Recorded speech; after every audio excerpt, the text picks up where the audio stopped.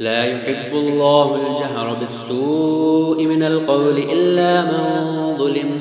وكان الله سميعا عليما إن تبدوا خيرا أو تخفوه أو تعفوا عن سوء فإن الله كان عفوا قديرا إن الذين يكفرون بالله ورسله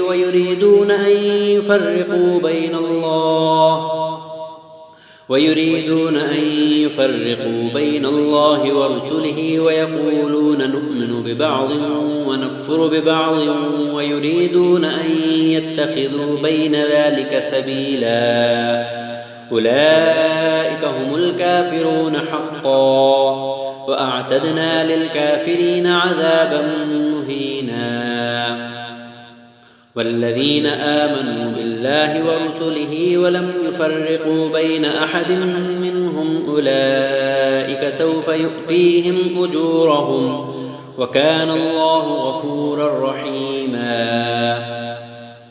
يسألك أهل الكتاب أن تنزل عليهم كتابا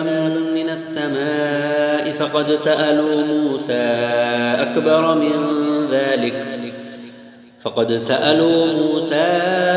من ذلك فقالوا أرنا الله جهرة فأخذتهم الصاعقة بظلمهم ثم اتخذوا العجل من بعد ما جاءتهم البينات فعفونا عن ذلك وآتينا موسى سلطانا مبينا ورفعنا فوقهم الطور بميثاقهم وقلنا لهم ادخلوا الباب سجدا وقلنا لهم لا تعدوا في السبت وأخذنا منهم ميثاقا غليظا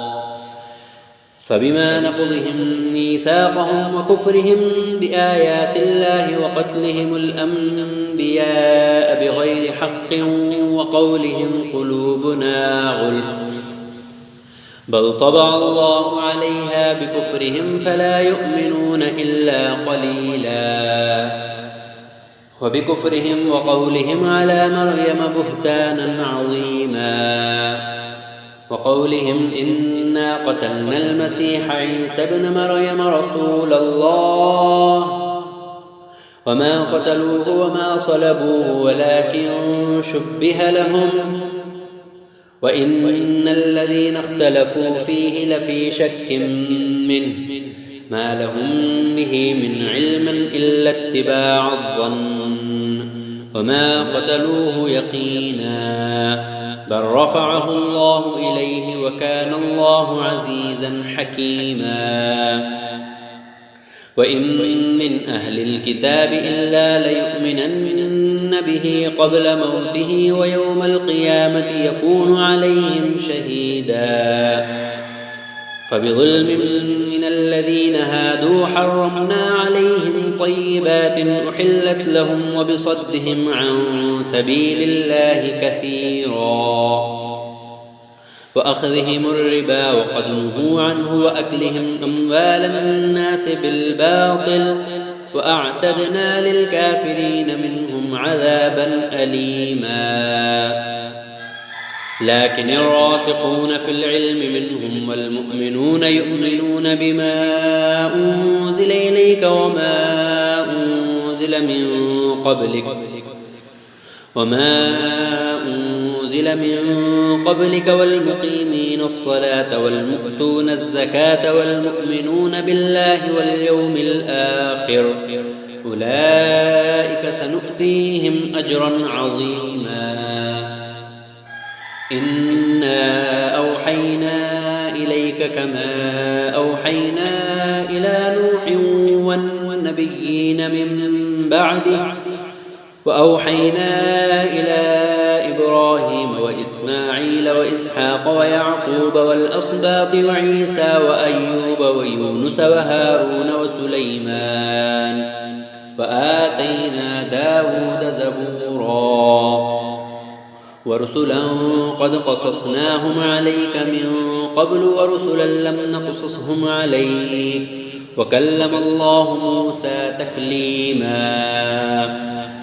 رسلا مبشرين ومنذرين لئلا يكون للناس على الله حجة بعد الرسل وكان الله عزيزا حكيما لكن الله يشهد بما أنزل إليك أنزله بعلمه والملائكة يشهدون وكفى بالله شهيدا إن الذين كفروا وصدوا عن سبيل الله قد ضلوا ضلالا بعيدا إن الذين كفروا وظلموا لم يكن الله ليغفر لهم ولا ليهديهم طريقا إلا طريق جهنم خالدين فيها أبدا وكان ذلك على الله يسيرا يا أيها الناس قد جاءكم الرسول بالحق من ربكم فآمنوا خيرا لكم وإن تكفروا فإن لله ما في السماوات والأرض وكان الله عليما حكيما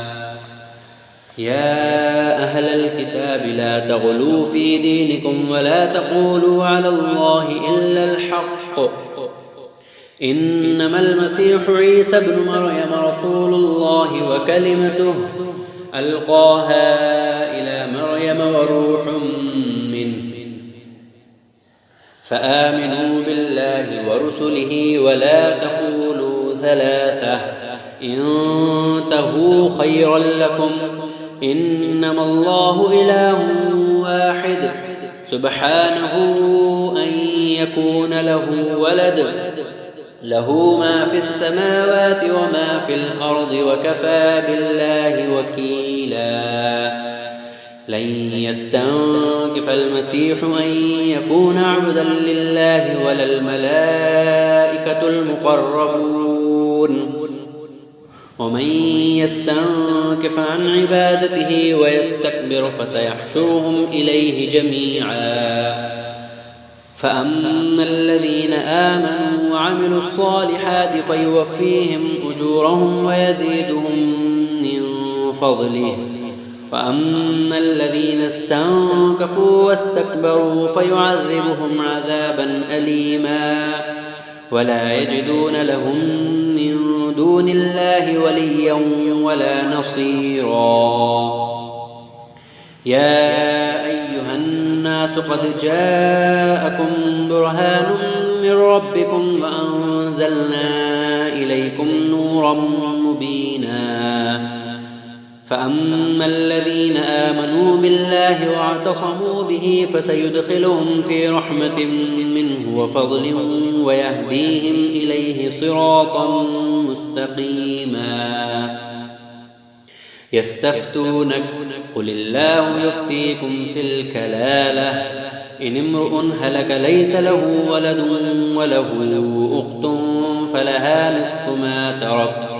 وهو يرثها إن لم يكن لها ولد فإن كانت اثنتين فلهما الثلثان مما ترك وإن كانوا إخوة رجالا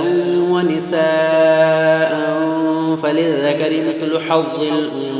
الأنثيين يبين الله لكم أن تضلوا والله بكل شيء عليم بسم الله الرحمن الرحيم يا أيها الذين آمنوا أوفوا بالعقود أحلت لكم بهيمة الأنعام إلا ما يتلى عليكم غير محل الصيد وأنتم حرم إن الله يحكم ما يريد يا أيها الذين آمنوا لا تحلوا شعائر الله ولا الشهر الحرام ولا الهدي ولا القلائد ولا آمين البيت الحرام يبتغون فضلا من ربهم وإذا حللتم فاصطادوا ولا يجرمنكم شنآن قوم أن صدوكم عن المسجد الحرام أن تعتدوا وتعاونوا على البر والتقوى ولا تعاونوا على الإثم والعدوان واتقوا الله إن الله شديد العقاب. حرمت عليكم الميتة والدم ولحم الخنزير وما أهل لغير الله به والموقوذة والمتردية والنطيحة وما أكل السبع إلا ما ذكيتم وما ذبح على النصب وأن تستقسموا بالأزلام ذلكم فسق. اليوم يئس الذين كفروا من دينكم فلا تخشوهم واخشون اليوم أكملت لكم دينكم وأتممت عليكم نعمتي ورضيت لكم الإسلام دينا فمن اضطر في مخمصة غير متجانف لإثم فإن الله غفور رحيم. يسألونك ماذا أحل لهم قل أحل لكم الطيبات وما علمتم من الجوارح مكلبين تعلمونهن مما علمكم الله فكلوا مما أمسكن عليكم واذكروا اسم الله عليه واتقوا الله إن الله سريع الحساب. اليوم أحل لكم الطيبات وطعام الذين أوتوا الكتاب حل لكم وطعامكم حل لهم والمحصنات من المؤمنات والمحصنات من الذين أوتوا الكتاب من قبلكم إذا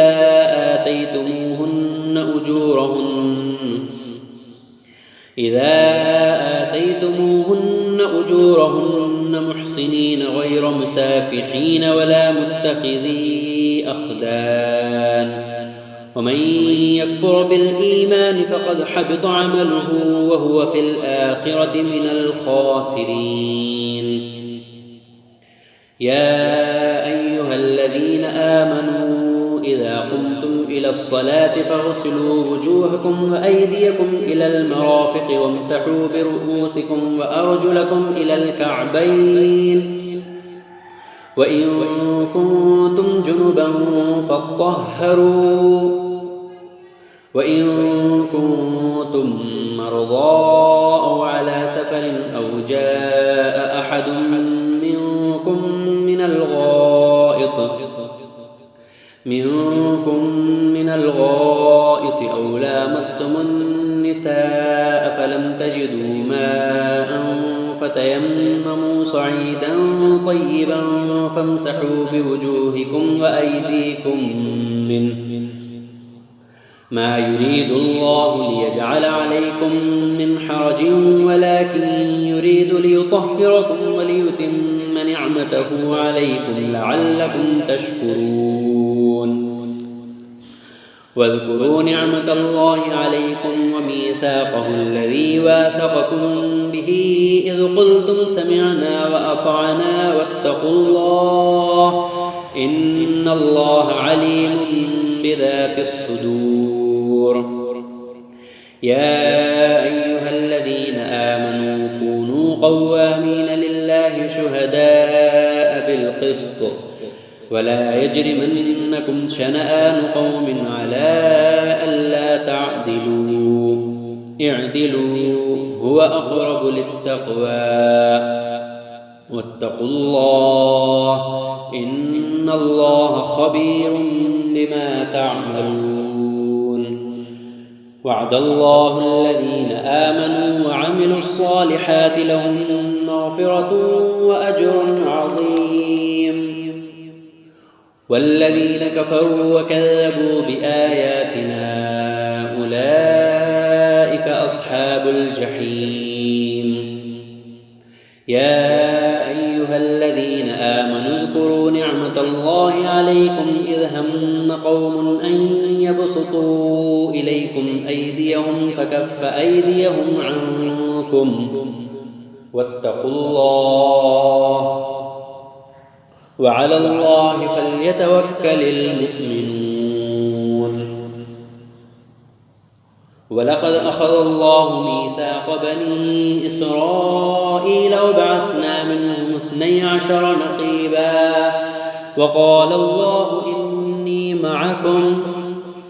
لئن أقمتم الصلاة وآتيتم الزكاة وآمنتم برسلي وعزرتموهم وأقرضتم الله قرضا حسنا لأكفرن عنكم سيئاتكم ولأدخلنكم جنات تجري من تحتها الأنهار فمن كفر بعد ذلك منكم فقد ضل سواء السبيل. فبما نقضهم ميثاقهم لعناهم وجعلنا قلوبهم قاسية يحرفون الكلم عن مواضعه ونسوا حظا مما ذكروا به ولا تزال تطلع على خائنة منهم إلا قليلا منهم فاعف عنهم واصفح إن الله يحب المحسنين. ومن الذين قالوا إنا نصارى أخذنا ميثاقهم فنسوا حظا مما ذكروا به فأغرينا بينهم العداوة والبغضاء إلى يوم القيامة وسوف ينبئهم الله بما كانوا يصنعون. يا أهل الكتاب قد جاءكم رسولنا يبين لكم كثيرا مما كنتم تخفون من الكتاب ويعفو عن كثير قد جاءكم من الله نور وكتاب مبين يهدي به الله من اتبع رضوانه سبل السلام ويخرجهم من الظلمات إلى النور بإذنه ويهديهم إلى صراط مستقيم. لقد كفر الذين قالوا إن الله هو المسيح ابن مريم قل فمن يملك من الله شيئا إن أراد أن يهلك المسيح ابن مريم وأمه ومن في الأرض جميعا ولله ملك السماوات والأرض وما بينهما يخلق ما يشاء والله على كل شيء قدير. وقالت اليهود والنصارى نحن أبناء الله وأحباؤه قل فلم يعذبكم بذنوبكم بل أنتم بشر ممن خلق يغفر لمن يشاء ويعذب من يشاء ولله ملك السماوات والأرض وما بينهما وإليه المصير. يا أهل الكتاب قد جاءكم رسولنا يبين لكم على فترة من الرسل أن تقولوا ما جاءنا من بشير ولا نذير فقد جاءكم بشير ونذير والله على كل شيء قدير. وإذ قال موسى لقومه يا قوم اذكروا نعمة الله عليكم إذ جعل فيكم أنبياء وجعلكم ملوكا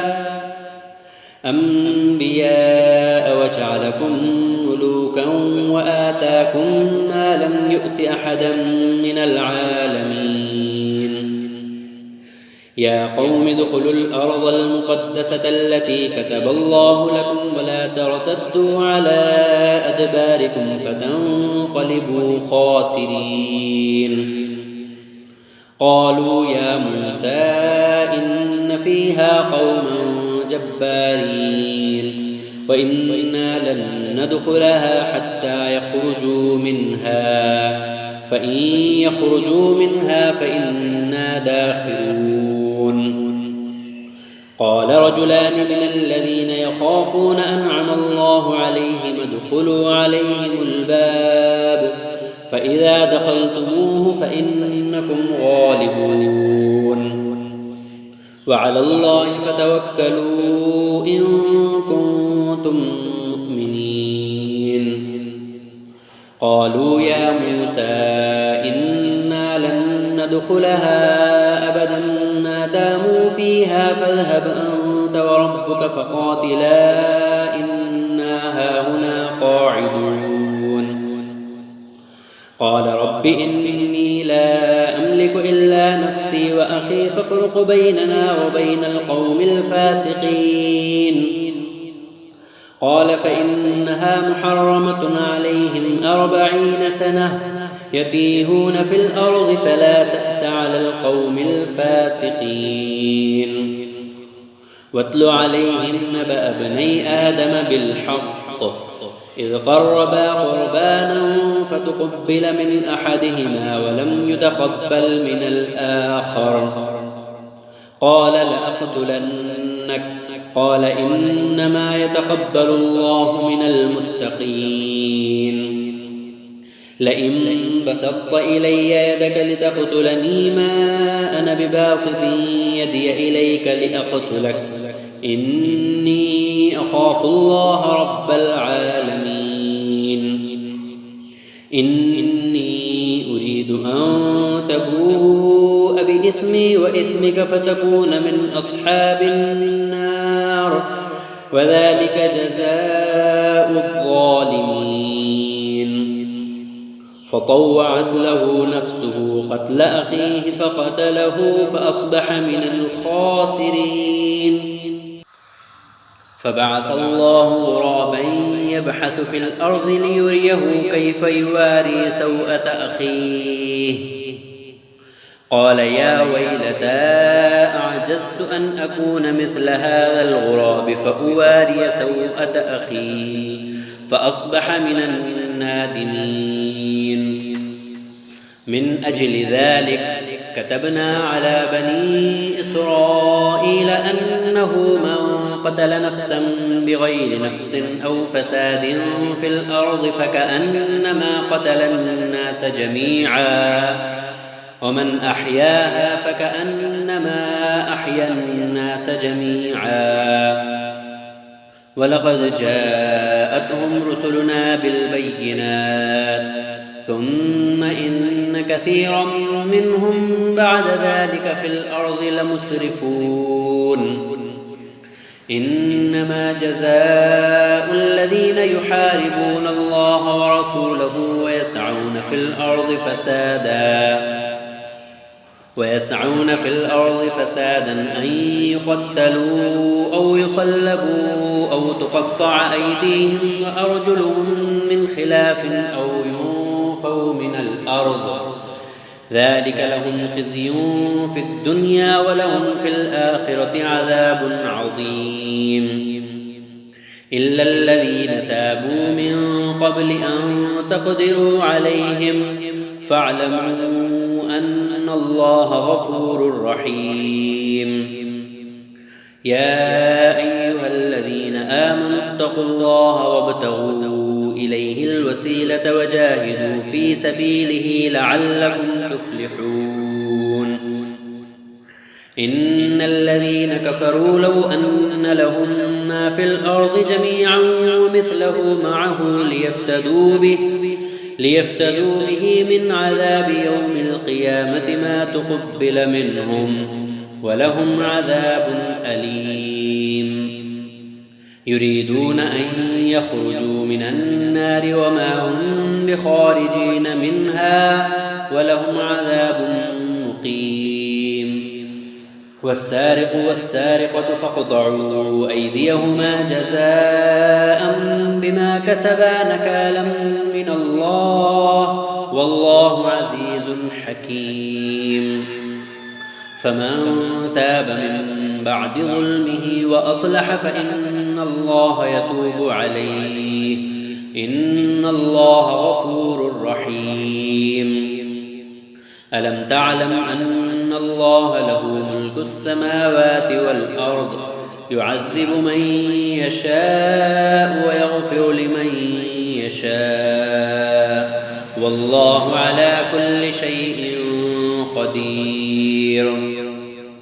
يا أيها الرسول لا يحزنك الذين يسارعون في الكفر من الذين قالوا آمنا بأفواههم ولم تؤمن قلوبهم ومن الذين هادوا سماعون للكذب سماعون لقوم آخرين لم يأتوك يحرفون الكلم من بعد مواضعه يقولون إن أوتيتم هذا فخذوه وإن لم تؤتوه فاحذروه ومن يرد الله فتنته فلن تملك له من الله شيئا. أولئك الذين لم يرد الله أن يطهر قلوبهم لهم في الدنيا خزي ولهم في الآخرة عذاب عظيم. سماعون للكذب أكالون للسحت فإن جاءوك فاحكم بينهم أو أعرض عنهم وإن تعرض عنهم فلن يضروك شيئا وإن حكمت فاحكم بينهم بالقسط إن الله يحب المقسطين. وكيف يحكمونك وعندهم التوراة فيها حكم الله ثم يتولون من بعد ذلك وما أولئك بالمؤمنين. إنا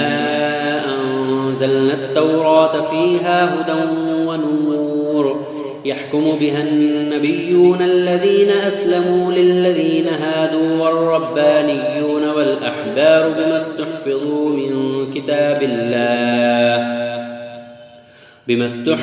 من كتاب الله وكانوا عليه شهداء فلا تخشوا الناس واخشوني ولا تشتروا بآياتي ثمنا قليلا ومن لم يحكم بما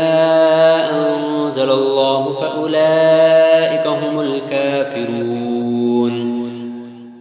وكتبنا عليهم فيها أن النفس بالنفس والعين بالعين والأنف بالأنف والأذن بالأذن والسن بالسن والجروح قصاص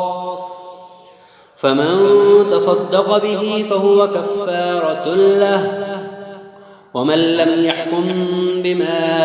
أنزل الله فأولئك هم الظالمون. وقفينا على آثارهم بعيسى ابن مريم مصدقا لما بين يديه من التوراة وآتيناه الإنجيل فيه هدى ونور ومصدقا لما بين يديه من التوراة وهدى وموعظة للمتقين. وليحكم أهل الإنجيل بما أنزل الله فيه ومن لم يحكم بما أنزل الله فأولئك هم الفاسقون. وأنزلنا إليك الكتاب بالحق مصدقا لما بين يديه من الكتاب ومهيمنا عليه فاحكم بينهم بما أنزل الله ولا تتبع أهواءهم عما جاءك من الحق لكل جعلنا منكم شرعة ومنهاجا ولو شاء الله لجعلكم أمة واحدة ولكن ليبلوكم فيما آتاكم فاستبقوا الخيرات إلى الله مرجعكم جميعا فينبئكم بما كنتم فيه تختلفون. وأن احكم بينهم بما أنزل الله ولا تتبع أهواءهم واحذرهم أن يفتنوك عن بعض ما أنزل الله إليك فإن تولوا فاعلم أنما يريد الله أن يصيبهم ببعض ذنوبهم وإن كثيرا من الناس لفاسقون أفحكم الجاهلية يبغون ومن أحسن من الله حكما لقوم يوقنون يا أيها الذين آمنوا لا تتخذوا اليهود والنصارى أولياء بعضهم أولياء بعض ومن يتولهم منكم فإنه منهم إن الله لا يهدي القوم الظالمين فترى الذين في قلوبهم مرض يسارعون فيهم يقولون نخشى أن تصيبنا دائرة فعسى الله أن يأتي بالفتح أو أمر من عنده فيصبحوا على ما أسروا في أنفسهم نادمين ويقول الذين آمنوا أهؤلاء الذين أقسموا بالله جهد أيمانهم إنهم لمعكم حبطت أعمالهم فأصبحوا خاسرين يا أيها الذين آمنوا من يرتد منكم عن دينه فسوف يأتي الله بقوم يحبهم ويحبونه أذلة على المؤمنين أعزة على الكافرين يجاهدون في سبيل الله ولا يخافون لومة لائم ذلك فضل الله يؤتيه من يشاء والله واسع عليم إنما وليكم الله ورسوله والذين آمنوا الذين يقيمون الصلاة ويؤتون الزكاة وهم راكعون ومن يتول الله ورسوله والذين آمنوا فإن حزب الله هم الغالبون يا أيها الذين آمنوا لا تتخذوا الذين اتخذوا دينكم هزوا ولعبا من الذين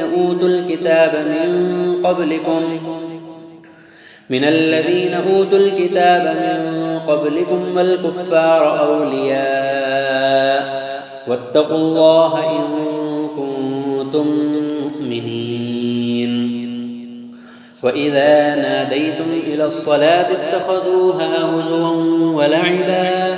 ذلك بأنهم قوم لا يعقلون قل يا أهل الكتاب هل تنقمون منا إلا أن آمنا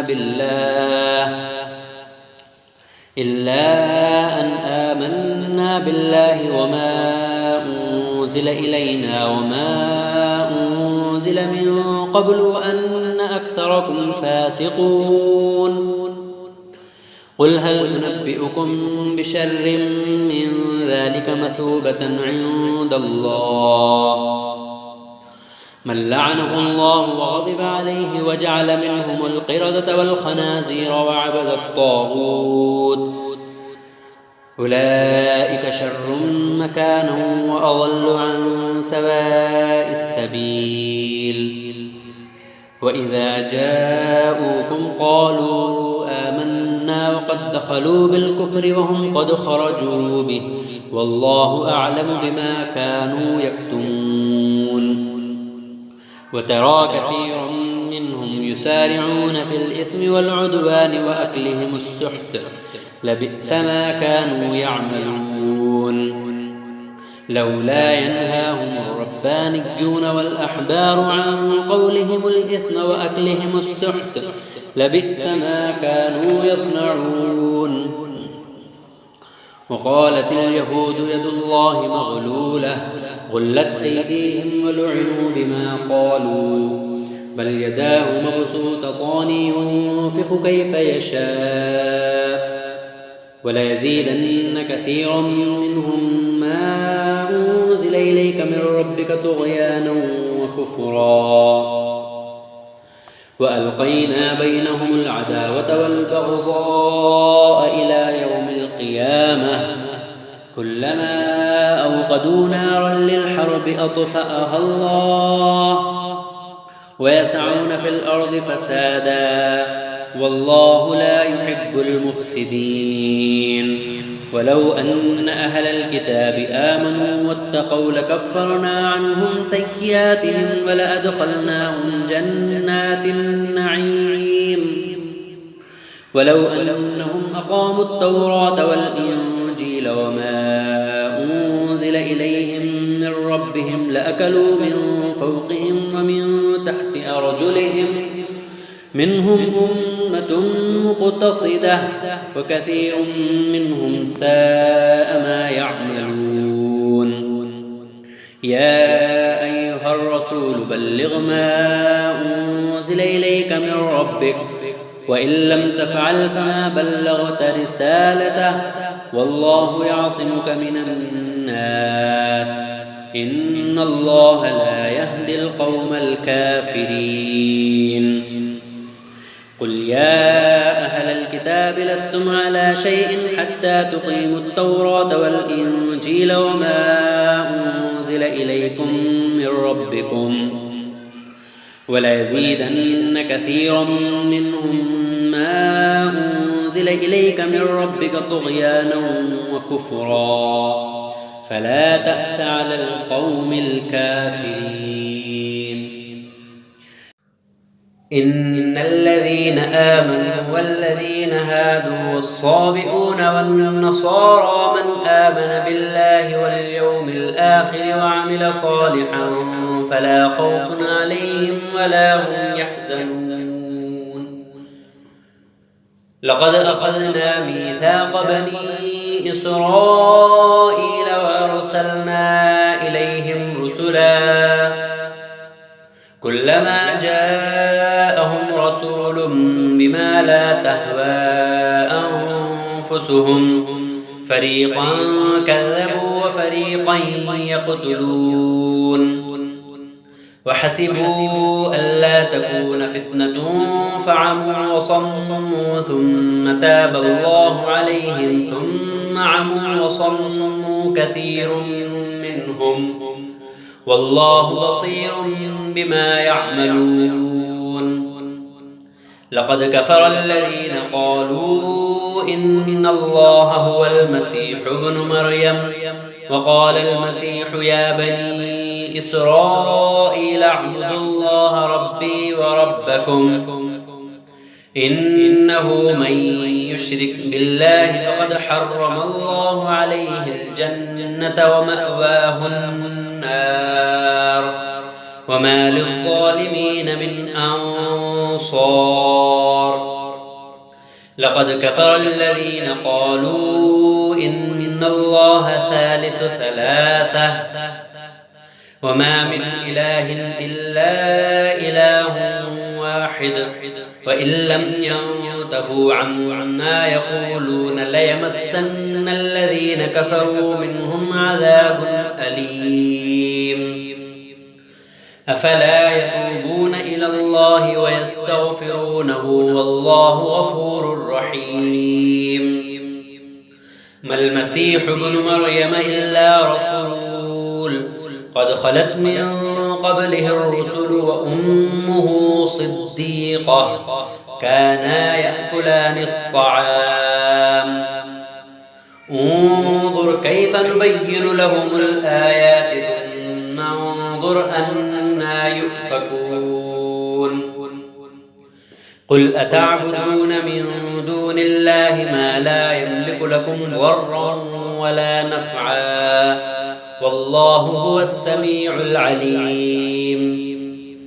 قل يا أهل الكتاب لا تغلوا في دينكم غير الحق ولا تتبعوا أهواء قوم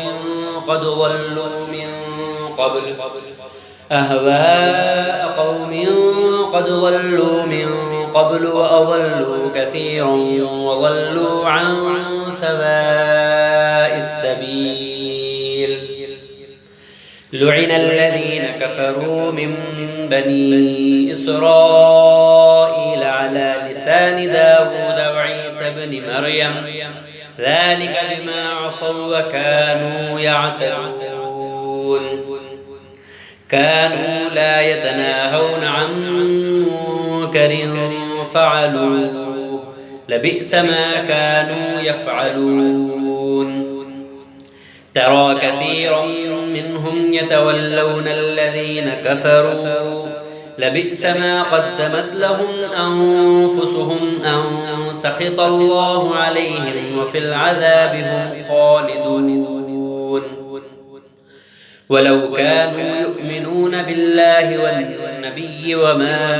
أنزل إليه ما اتخذوهم